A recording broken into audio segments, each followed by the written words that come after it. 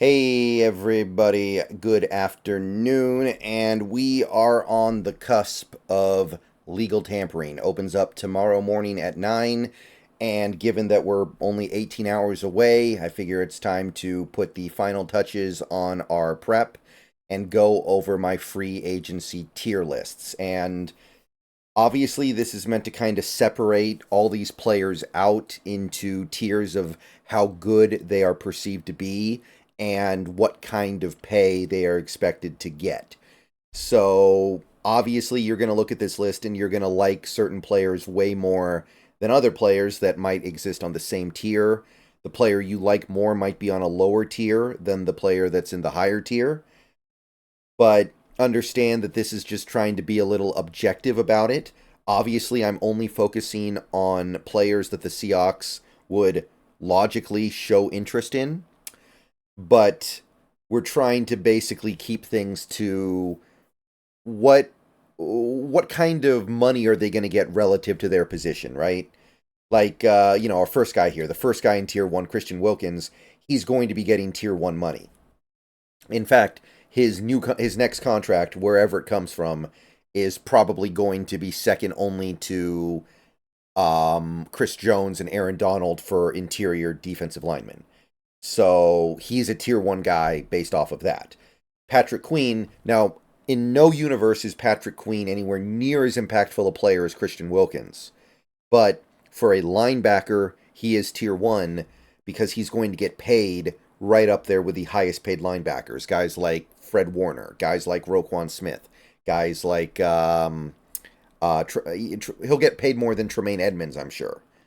So just keep that in mind as we go through here. Also, remember, this is a living document because players are getting signed and getting released constantly. So as players get added to the pool or taken out of the pool, obviously this document changes. By the time you watch this video, there's a very good chance that the players that are available have already changed. So just understand that you're going to see some stuff here that is out of date already because things are going to change so quickly. So here are my tier lists.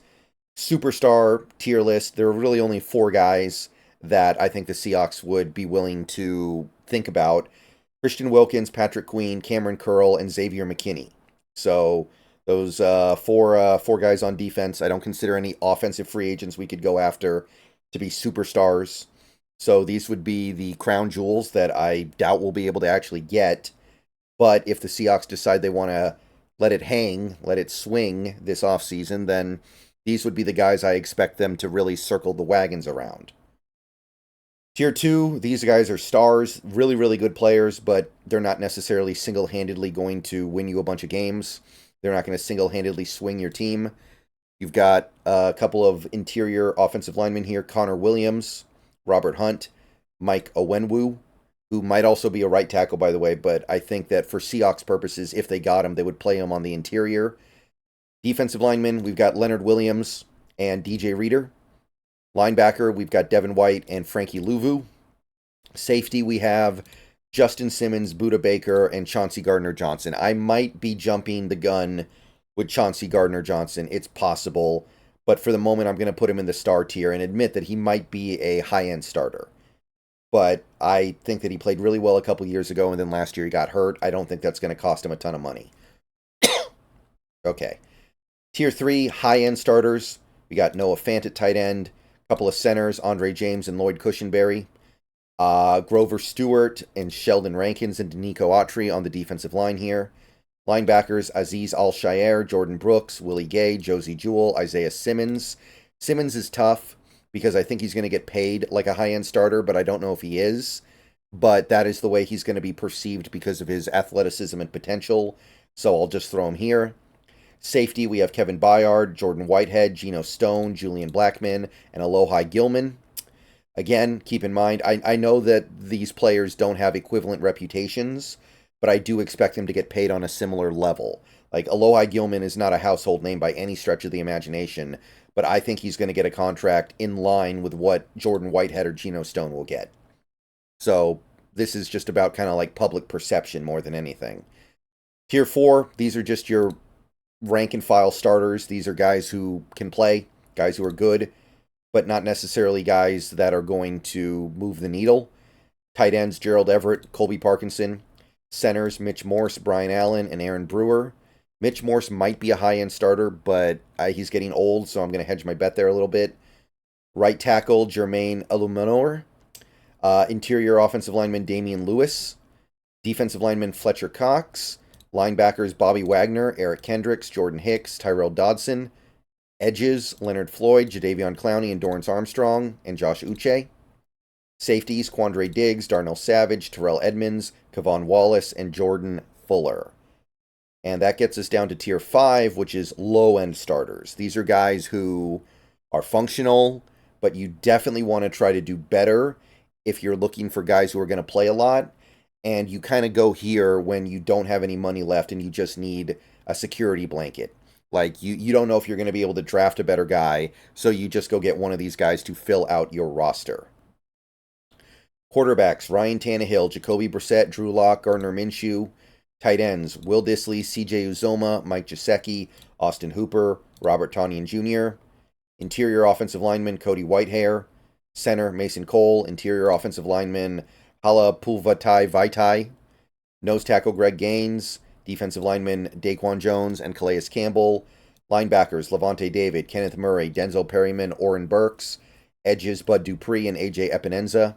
Safeties, Eddie Jackson, Micah Hyde, Jordan Poyer, J-Ron Kearse, Deshaun Gibson, Ryan Neal, and Rodney McLeod. Now, I am, over the next 18 hours, going to try to put together a 6th or maybe 7th tier, which would be like high-end depth and low-end depth. Those would be guys who, I mean, it's what it says on the label, right? They're guys who are really good depth pieces that you could count on to be in a rotation or count on to be there in the case of an emergency. And then you would have another tier, which is just like, these guys fill out the roster and you hope they never have to play. Now, when you get down to a tier like that, it's really just basically everybody else. And it's going to be hundreds of guys. So I may not go that far, but I do want to put together a 6th tier, but I'm still kind of molding that. But that will be part of the tier list when I'm done.